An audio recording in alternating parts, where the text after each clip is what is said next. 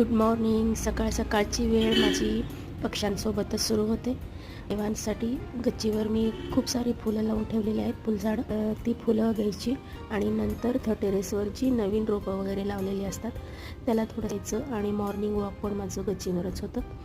त्यामुळं बरंचसं कामं आणि काही कामं तशीच सोबत करत असते. जसं की इथं शेवंतीची पॉटमध्ये तयार केली होती, त्यांना मी शिफ्ट केलेले आहे आणि आले आहे किचनमध्ये. सकाळची वेळ आणि किचनमध्ये बरीच धावपळ असते, त्यामुळं नाश्ता जेवण एकसाथच बनतं माझं, कारण डबा द्यायचा असतो मला.